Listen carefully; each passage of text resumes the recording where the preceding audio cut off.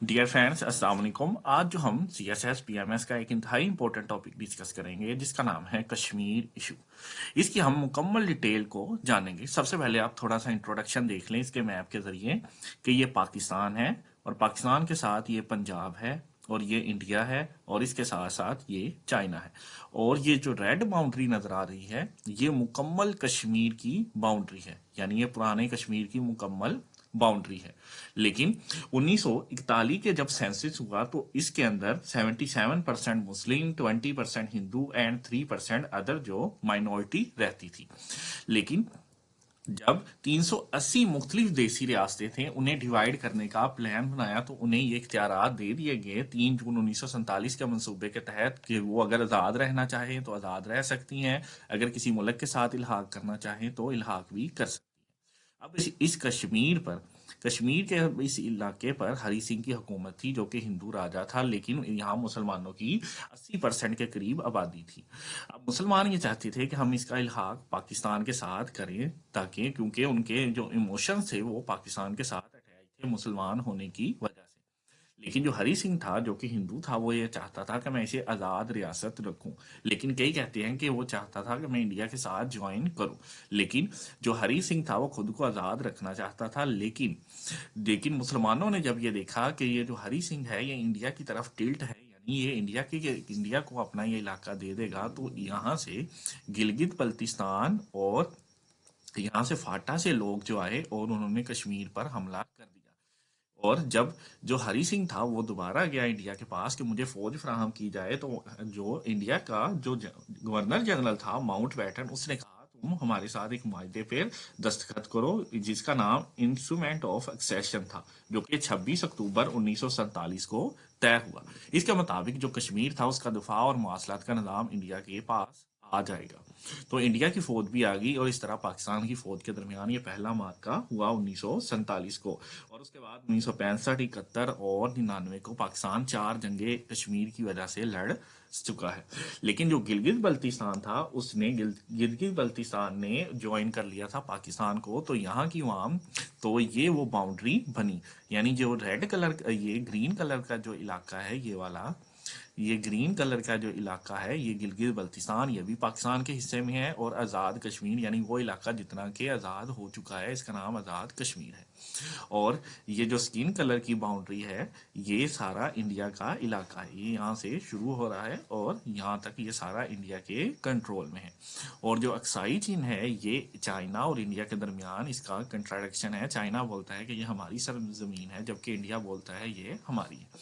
और जबकि ये वाला जो इलाका है ये पाकिस्तान और चाइना के दरमियान ये भी कंट्राडिक्शन का मौजू रहा है। लेकिन 1963 के अंदर आप देख सकते हैं इनके दरमियान एक मुआहदा हो गया था, यानी पाकिस्तान और चाइना ने तो ये इशू रिजॉल्व कर लिया।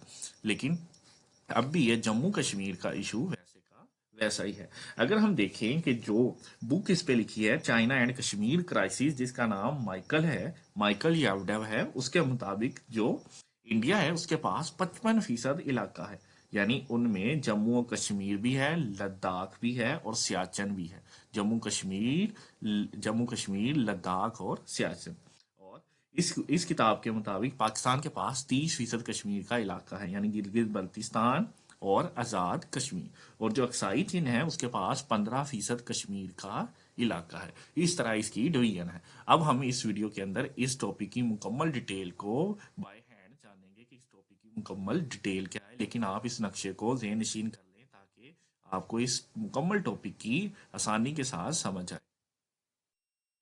अब हम डिस्कस करेंगे कि कश्मीर इशू पर पाकिस्तान, भारत और इंडिया, अब हम डिस्कस करेंगे कि कश्मीर इशू पर पाकिस्तान का, इंडिया का, चाइना का और कश्मीरियों का क्या पॉइंट ऑफ व्यू है। सबसे पहले हम पाकिस्तान का पॉइंट ऑफ व्यू जानते हैं कि कश्मीर पर पाकिस्तान का क्या ओपिनियन है, क्या स्टांस है। सबसे पहला जो है पाकिस्तान इसे कहता है ड्यूगलियर वेन ऑफ पाकिस्तान, यानी पाकिस्तान का ये स्लोगन है कि ये जो है ये पाकिस्तान की शारग है। कायदे आज़म के बकौल ड्यूगलियर वेन ऑफ पाकिस्तान, यानी कश्मीर क्या है, पाकिस्तान की शारग है। और उसके बाद जो पाकिस्तान स्टांस लेता है वो पाकिस्तान कहता है कि इसका जो फाइनल स्टेटस होगा اس کا جو فائنل سٹیٹس ہونا چاہیے کشمیر کا وہ کس کے مطابق ہونا چاہیے؟ بی ڈیٹرمائنڈ، یعنی اس طرح بائی دا پیپل جو کہ کشمیری ہے، یعنی کشمیریوں کے مطابق ہی اس کا، کشمیریوں کی امنگ کے مطابق ہی اس کا حل نکلنا چاہیے۔ پاکستان کا یہ اوپینین ہے، یہ سٹانس ہے کہ کشمیری جیسا کہیں گے ویسا ہی ان کا حل نکلنا چاہیے۔ اور پاکستان جو کہتا ہے، پاکستان کا یہ اوپینین تھا، کیوں اس نے حملہ کیا کہ جو مہاراجا تھا پاکستان، جو مہاراجا جو تھا ہری سنگھ، وہ یوز کرنا چاہ رہا تھا، یوز بروٹ فورس، یعنی اپنی فورس کو استعمال کرنا چاہ رہا تھا، کس مقصد کے لیے؟ To suppress the population, to suppress the population, یعنی کہ وہ جو مسلمان تھے وہاں 1941 کی سینسس کے مطابق 77% مسلم کو سرپریس کرنا چاہ رہا تھا، یعنی دبانا چاہ رہا تھا کہ وہ اس کے حق میں بیٹھ جائیں اور جیسا وہ فیصلہ کرے ویسا ہی فیصلہ ہو۔ اور پاکستان یہ کہتا تھا کہ جو انڈیا نے اپنی فوجیں بھیجی ہیں، انڈین جو ٹروپس ہیں، وہ کیا ہے؟ انڈین ٹروپس وار ان کشمیر، کشمیر کے اندر جو انڈین فوج تھی وہ کس کی مخالفت کرتی تھی؟ Violation of stand still agreement, violation of stand still agreement, یعنی انڈین جو فوج ہے ابھی بھی کشمیر میں وہ اسٹینڈ اسٹل ایگریمنٹ کی مخالفت کے اندر ہے۔ اس کے ساتھ ساتھ پاکستان یہ بلیم دیتا ہے کہ 1990 اور 1999 کی رپورٹ کے مطابق کشمیریوں کے اندر 4242 جو وومن تھی، 4242 جو وومن ہیں جن کی ایج 7 سے 70 سال کے قریب ہے، انہیں ریپ کا نشانہ بنایا گیا، انہیں ریپ کا نشانہ بنایا گیا۔ اور اسی رپورٹ کے مطابق 4501 جو کشمیری سویلینز ہیں، کشمیری سویلینز ہیں جو کہ جنگ میں یا حصہ نہیں لیتے، انہیں ڈیتھ، یعنی انہیں مار دیا گیا۔ یعنی کس طرح جو ہیومن رائٹ ہے وہاں پر ان کی خلاف ورزی ہوتی ہے، ہیومن رائٹ کی کس طرح کشمیر کے اندر خلاف ورزی ہوتی ہے۔ اگر ہم دیکھیں کہ یعنی کتنے پرسنٹ ہیومن رائٹ کی خلاف ورزی ہوتی ہے، تو اس میں جو جموں اینڈ کشمیر ہے وہاں ہیومن رائٹ کی خلاف ورزی زیادہ ہے بنسبت جو کہ آزاد کشمیر ہے۔ اس کے ساتھ اب ہم ڈسکس کریں گے کہ انڈیا کا پوائنٹ آف ویو کیا ہے، انڈیا کا پوائنٹ آف ویو۔ اب ہم جانیں گے کہ انڈیا اپنا کیا سٹانس رکھتا ہے کشمیر کو لے کر۔ انڈیا جو سب سے پہلے سٹانس رکھتا ہے وہ یہ کہتا ہے کہ یہ انٹیگرل پارٹ آف انڈیا ہے، انٹیگرل پارٹ آف انڈیا، یعنی انڈیا کا ہی یہ مکمل طور پر حصہ ہے، انڈیا کا یہ سٹانس ہے۔ اس کے بعد انڈیا جو سٹانس رکھتا ہے وہ کہتا ہے کہ جو ہمارا اس کے ساتھ انسٹرومنٹ آف ایکسیشن سائن ہوا، انسٹرومنٹ آف ایکسیشن، جو کہ جموں اینڈ اسٹیٹ جو تھی، جموں اینڈ کشمیر کا، جو کہ 25 اکتوبر 1947 کے مطابق جو کشمیر تھا اب وہ انڈیا ہی کی یونین کے اندر آ گیا جب اس نے مہاراجا ہری سنگھ کے ساتھ یہ معاہدہ طے کر لیا۔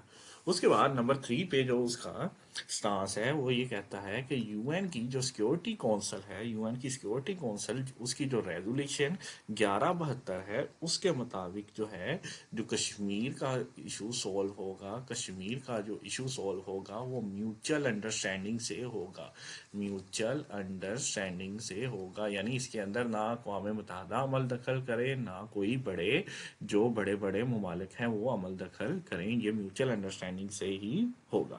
اس کے ساتھ ساتھ انڈیا کا یہ سٹانس ہے کہ جو یو این سیکیورٹی کونسل کی 47 جو ریزولوشن ہے وہ امپلیمنٹ نہیں ہو پائے گی، اب امپلیمنٹ نہیں ہوگی، جس کے مطابق کہ کشمیریوں کی امنگوں کے مطابق ہی کشمیر کا فیصلہ ہوگا، کیونکہ وہ یہ کہتا ہے کہ پاکستان نے جو افواج تھی اسے وڈرا نہیں کیا، نو وڈرا آف فورس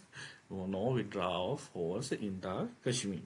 یہ کشمیر پر جو انڈیا کا ویو ہے، پوائنٹ آف ویو ہے، یہ وہ ہے۔ اب ہم ڈسکس کرتے ہیں کہ چائنا کا پوائنٹ آف ویو کیا ہے کشمیر پر، چائنا کیا چاہتا ہے یا چائنا کیا کہنا چاہتا ہے۔ اب ہم چائنا کے پوائنٹ آف ویو کو ڈسکس کرتے ہیں کہ چائنا کشمیر پر اپنا کیا سٹانس لیے ہوئے ہے۔ نمبر 1، چائنا جو ہے ان इन जनरल कश्मीर पर पाकिस्तान की हमायत करता है, पाकिस्तान को सपोर्ट करता है, पाकिस्तान का ही अलायंस है कश्मीर के पॉइंट ऑफ व्यू पर।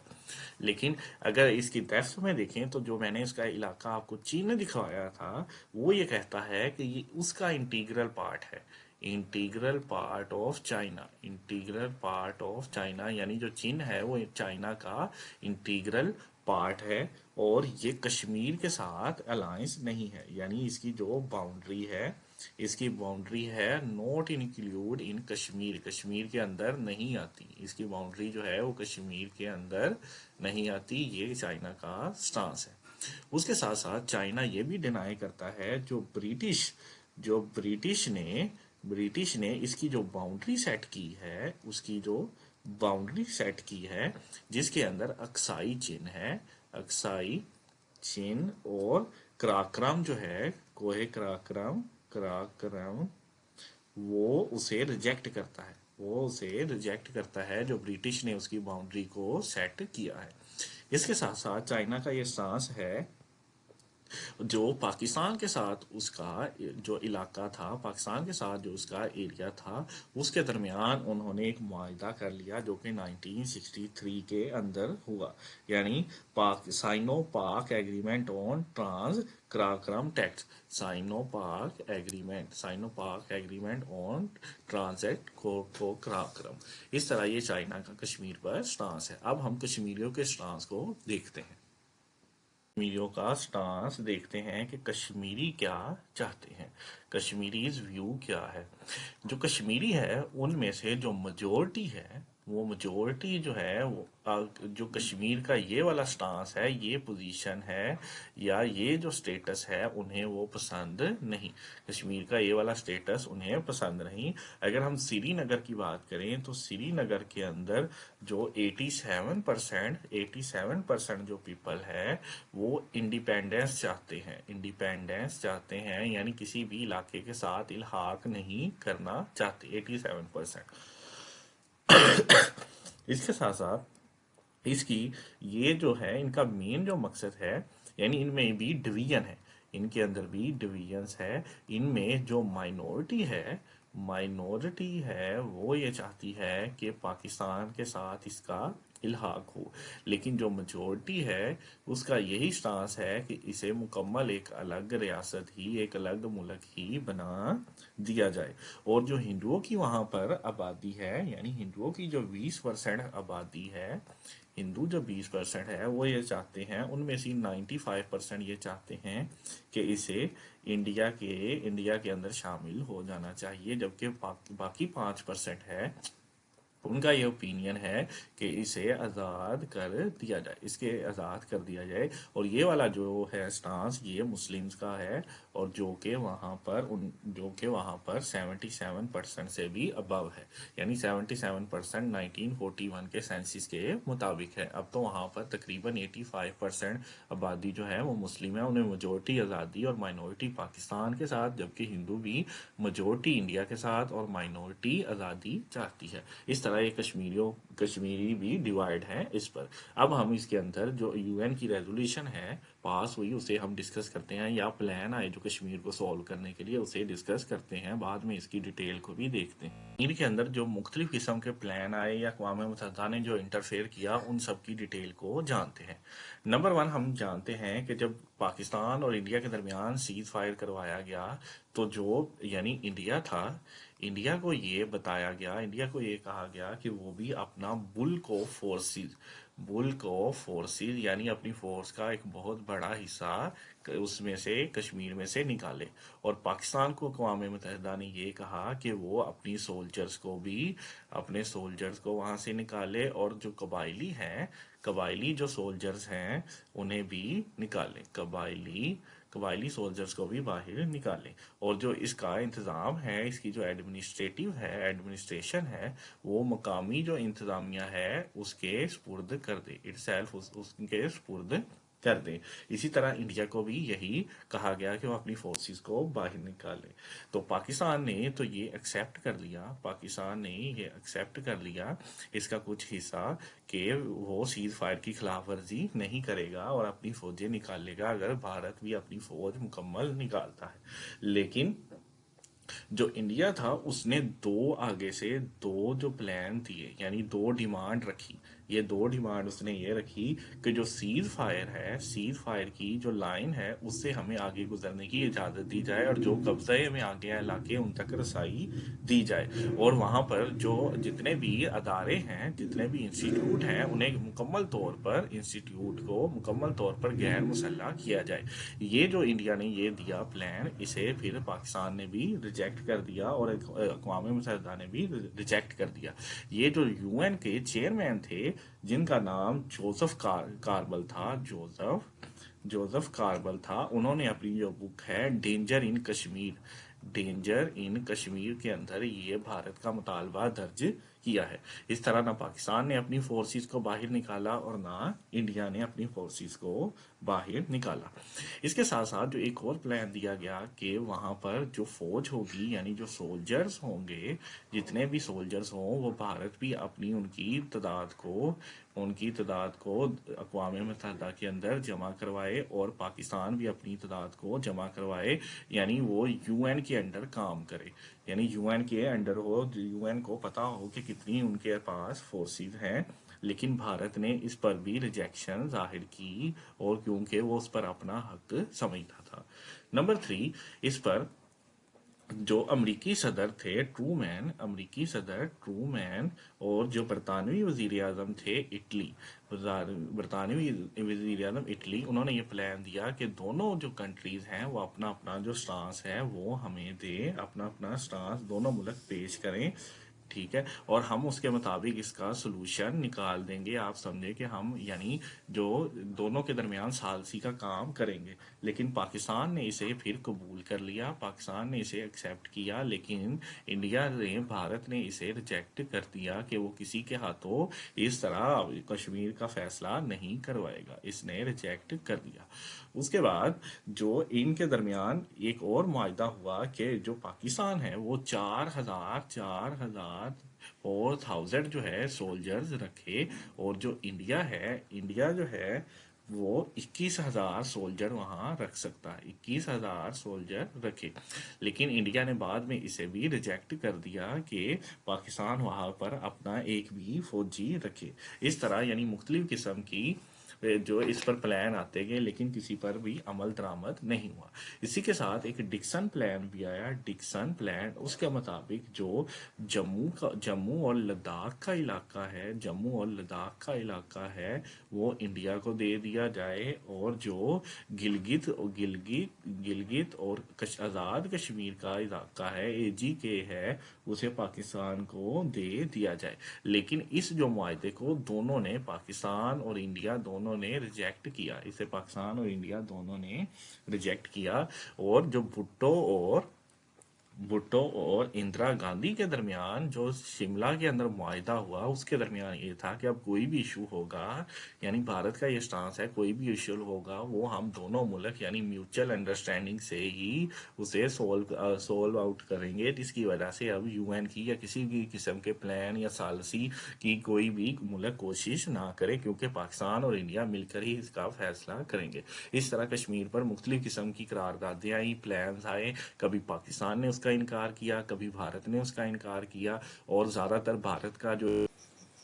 اب ہم ڈسکس کریں گے کہ کشمیر کے اندر جو آرٹیکل 370 اور 35A ہے اس کی حقیقت کیا تھی، اور اسے ختم کیوں کیا گیا، اور اس کے اثرات کیا مرتب ہوئے۔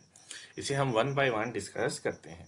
سب سے پہلے ہم دیکھتے ہیں کہ آرٹیکل 370 کیا تھا۔ آرٹیکل 370 کیا تھا؟ انڈین پرائم منسٹر جناب نہرو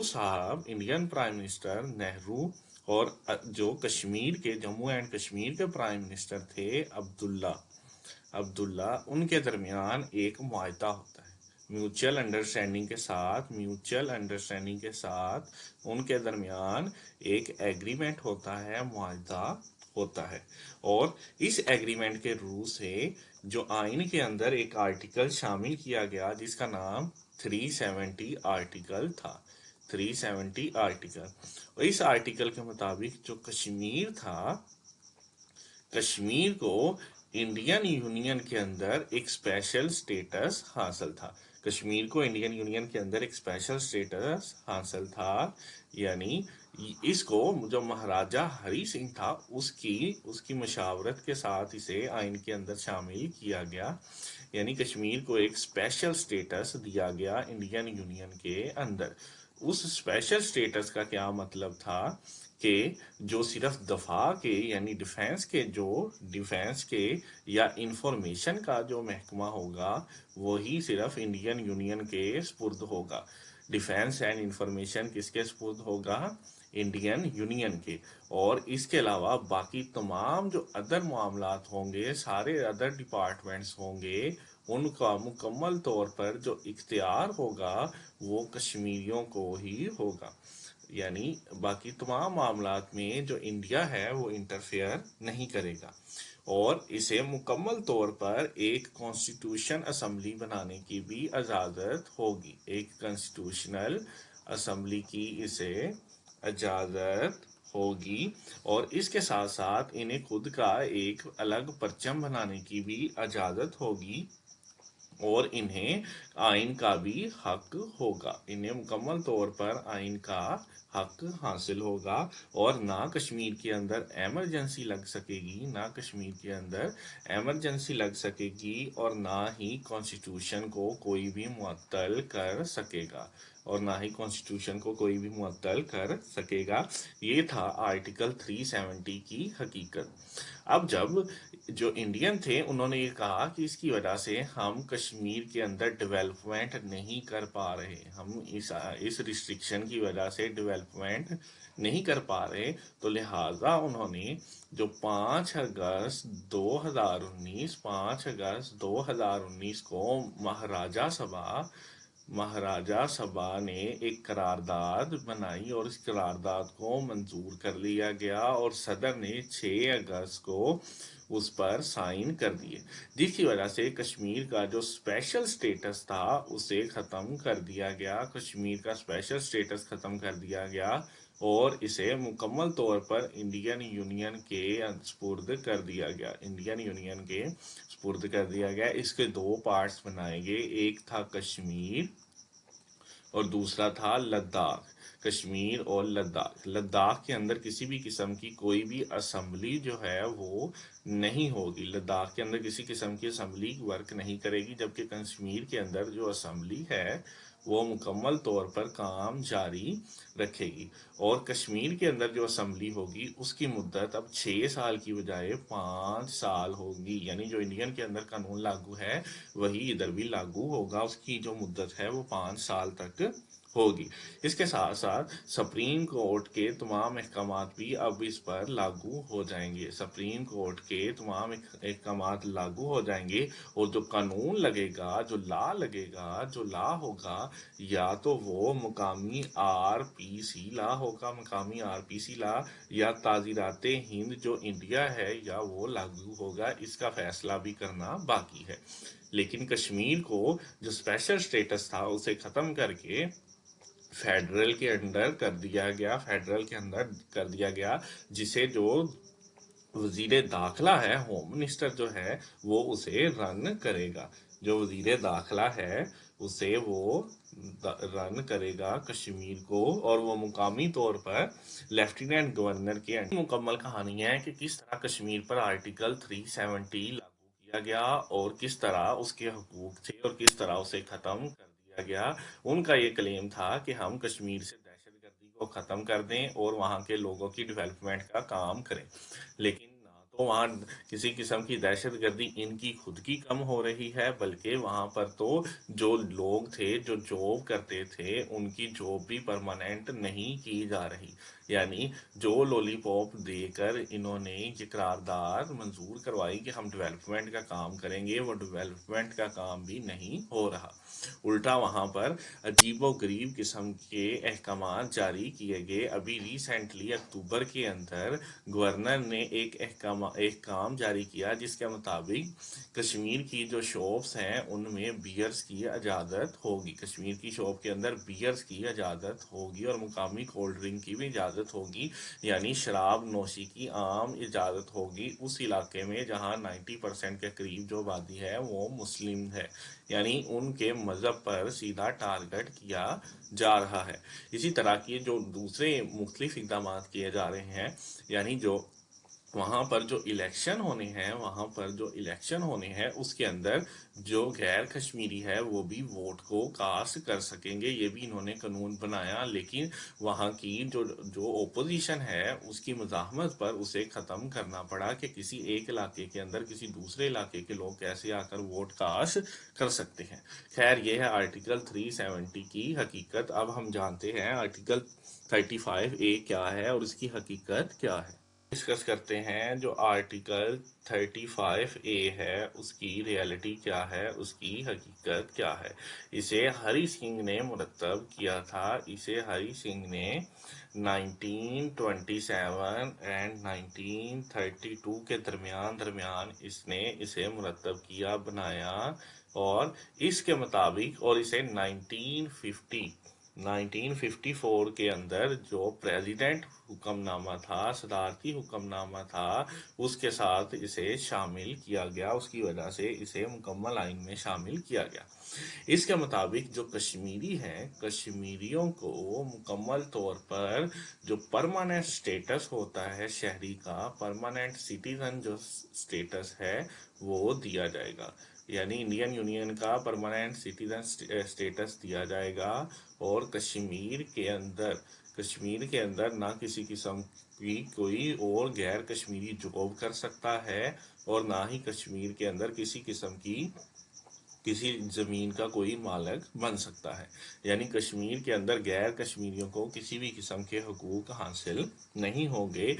अब जब ये इसका इतलाक जो था इसे ख़त्म कर दिया गया, अब इसकी वजह से क्या हो रहा है, यानी जो गैर कश्मीरी है, जो कश्मीरी नहीं है, वो कश्मीर के अंदर आहिस्ता आहिस्ता पेनिट्रेट होना शुरू हो रहे हैं। और ये जो मकामी जो हुकूमत है उसने हिंदुओं को यहाँ इम्पोर्ट किया है, जिसकी वजह से ताकि हिंदुओं की जो आबादी है उसको उसका तवाज़ुन चेंज किया जा सके और वहाँ पर हिंदुओं की तादाद को बढ़ाया जा सके और वहाँ पर वो लैंड खरीदे, ज़्यादा से ज़्यादा ज़मीन के मालिक बने और अपने जो जनरेशन है उसे आगे बढ़ाएं, ताकि जो जनरेशन गैप की वजह से जो आबादी में पॉपुलेशन में चेंजिंग आएगी, ताकि मुसलमानों का इन्फ्लुएंस काउंटर हो और उसके साथ साथ जो वोट है, वोट का भी उन्हें हक मुकम्मल तौर पर दे दिया। यानी कश्मीर के अंदर गैर कश्मीरी अब आना शुरू हो जाएंगे और कश्मीरियों का जो जॉब का या लैंड का परमानेंट स्टेटस था वो ख़त्म हो जाएगा। ये है आर्टिकल 335A की रियलिटी। अब हम जानते हैं कि कश्मीर के अंदर जो मुख्तलिफ ममालिक ने सांस लिया उस पर इंडिया का क्या रिएक्शन हुआ। अब हम डिस्कस करने लगे हैं कश्मीर पर जो मुख्तलिफ स्टांस लिए गए मुख्तलिफ ममालिक की तरफ से, तो इंडिया ने क्या रिएक्शन दिया। अब हाल ही में जो OIC ने एक ताज़ीती जो स्टेटमेंट दी है, इसकी थर्ड जो एनिवर्सरी थी या थर्ड जो बरसी थी उसकी कश्मीर की, जिसके अंदर आर्टिकल 370 और 35A को ख़त्म किया गया। उसके तीसरे साल 5 अगस्त 2022 को OIC एक स्टेटमेंट देता है जिसके अंदर वो ये कहता है कि आर्टिकल 370A اور 35A کا جو اطلاق ختم کرنا یہ یک طرفہ فیصلہ ہے، یہ بھارت کا یک طرفہ فیصلہ ہے، حالانکہ یہ بائی لیٹرل ایشو ہے، یعنی یہ پاکستان اور انڈیا کا ایشو ہے اور اس پر یو این او کی ریزولوشن بھی برقرار ہے، لہٰذا ان کا جو فیصلہ ہے وہ یک طرفہ ہے۔ اس کے رسپونس کے اندر جو انڈیا تھا انہوں نے انہیں کہا کہ آپ جو سیکٹری نظام کی جماعت بنی ہے، یعنی آپ فرقہ وارانہ صرف جماعت ہے، اس کے علاوہ آپ کچھ نہیں ہے، یہ جو بھارت تھا اس کا جواب تھا۔ نیکسٹ جو ہم پوائنٹ ڈسکس کریں گے وہ یہ ہے کہ کشمیر کا جب خصوصی سٹیٹس ختم کیا گیا تو اس پر جو جرمن تھا، جرمن جو وزیر خارجہ تھا، جرمن وزیر خارجہ فورن منسٹر جو تھا، اس نے یہ کہا کہ اقوام متحدہ میں یعنی یو این کے اندر اس نے مسئلہ کشمیر کو اجاگر کیا، یعنی کہ ہم مسئلہ کشمیر کے حل کے لیے تیار ہیں، یعنی تو یہ دو طرفہ مسئلہ ہے۔ لیکن ہندوستان جو ہے، انڈیا جو تھا، اس نے یہ سٹانس لیا کہ جرمن وزیر خارجہ کوئی بھی کسی قسم کی سٹیٹمنٹ نہ دیں، کشمیر کے ایشو پر کسی قسم کی سٹیٹمنٹ نہ دے، کیونکہ یہ پاکستان اور انڈیا کا میوچل جو ایشو ہے۔ جب سے شملہ ایگریمنٹ سائن ہوا ہے، شملہ ایگریمنٹ 1972 سائن ہوا ہے، جس کے مطابق اب دونوں ممالک آپس میں مل بیٹھ کر ہی مذاکرات حل کریں گے۔ یہ 1971 کی جنگ کے بعد سولو آؤٹ ہوا یہ معاہدہ۔ اسی طرح کشمیر پر 1965 کی جنگ کے بعد 1966 میں جو معاہدہ تاشکند ہوا، یعنی دوبارہ اپنی پوزیشن پر پاکستان اور انڈیا کشمیر میں دوبارہ 1948 والی پوزیشن پر چلے جائیں۔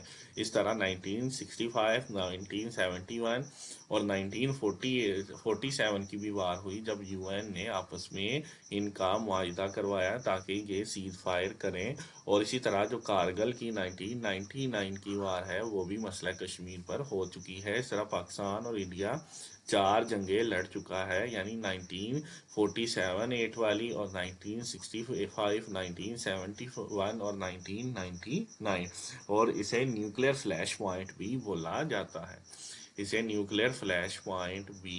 بولا جاتا ہے، یعنی اس کی وجہ سے دو ممالک کے درمیان ایٹمی جنگ بھی ہو سکتی ہے۔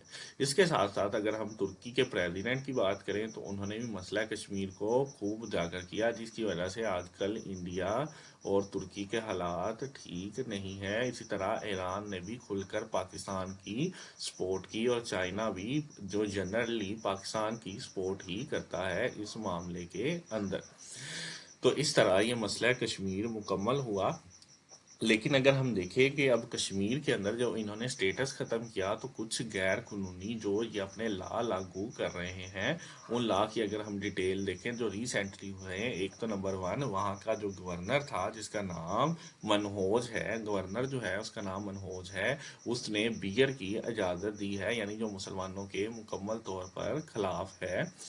اور اس کے ساتھ ساتھ دوسرا جو لا ہے وہ صبح کے وقت یوگا کی اجازت دینا سب کو، اور اس کے ساتھ ساتھ یوگا کی اجازت کے ساتھ ساتھ وہاں پر جو بھجن گائے جاتے ہیں جس کی وجہ سے مسلمانوں کے ایمان خراب ہو رہے ہیں۔ اور نمبر 3 پہ وہاں پر ڈیولپمنٹ کا کام نہ کرنا، یعنی جس کی وجہ سے وہ آئے ہیں خود وہاں وہ کام نہ کرنا، اور ہیومن رائٹ کی وائلیشن کرنا، ریپ کیسز کرنا، اور جو سویلینز ہیں ان پر اپنا حکم چلانا اور انہیں گھر سے اٹھا کر مار دینا یا غائب کر دینا، اور نامعلوم لاشیں معلوم ہونا، اب ہم ڈسکس کریں گے کہ کشمیر کا سلوشن کیا ہو سکتا ہے۔ اس کا جو سلوشن ہے اسے ہم پوسیبل سلوشن کو 1 بائی 1 ڈسکس کریں گے۔ سب سے پہلا تو یہ ہے کہ جو یو این کی سیکیورٹی کونسل کی جو ریزولوشن ہے اس پر عمل درآمد، یو این جو ہے وہ اس پر مکمل عمل درآمد کروائے، اور کشمیر کا فیصلہ کشمیریوں کے इस्तवाब राय के मुताबिक ही हल करवाए, ये यूएन को चाहिए। और नंबर 2 पे जो हम इसका सोल्यूशन डिस्कस करेंगे वो ये है कि किसी सुपर पावर को सालस कर आपस में कर लिया जाए और वो डिसीजन ले, सुपर पावर या उसका कोई पैनल डिसीजन ले, जैसे कि सार्क के अंदर ममालिक हैं या ईसीओ है या उसके अलावा जो मुख्तलिफ किस्म की और भी तंजीमें हैं, एसईओ है, यानी ये पूरी जो तंजीम है ये मिलकर इसका डिसीजन ले, इसका फैसला करे, या इसका फैसला जो है इंटरनेशनल कोर्ट ऑफ जस्टिस इसका फैसला करे, उसके अंदर सारा केस जाए और मुकम्मल तौर पर केस लड़ा जाए और दोनों मुल्क इस बात पर राजी हों कि वो इसका फैसला मानेंगे। या जो सबसे इम्पोर्टेंट है, दोनों आपस में निगोशिएशन करें, पाकिस्तान और इंडिया क्या करें, दोनों निगोशिएशन करें और कश्मीर के इशू को सोल्व करें। या इसका जो और पॉसिबल सलूशन बन सकता है कि पाकिस्तान और इंडिया जो है वो अपने सोल्जर्स को बाहर निकाले और कश्मीर को आज़ाद कर दें। ये इसके पॉसिबल जो 5 सलूशन है ये है। इसके अलावा अगर आप और भी चाहते हैं कि इसके पॉसिबल सलूशन हो तो आप सर्च कर सकते हैं, लेकिन काफ़ी है। अगर आप सीएसएस की तैयारी कर रहे हैं और आपको किसी सब्जेक्ट में इशू है तो आप स्कॉलर एकेडमी को विजिट करें, वहाँ आपको रिसर्च बेस्ड मटेरियल मिलेगा, हर एक बुक का रिसर्च बेस्ड मुकम्मल मटेरियल मिलेगा। अब आप इब्रार अहमद को इजाज़त दें, शुक्रिया। अगर आप किसी भी मुकाबला जाती इम्तिहान सीएसएस, पीएमएस, पीपीएससी के लिए परेशान हैं तो परेशानी छोड़ गए और स्कॉलर अकेडमी को सब्सक्राइब कीजिए और मुस्तकबिल को बेहतर बनाइए।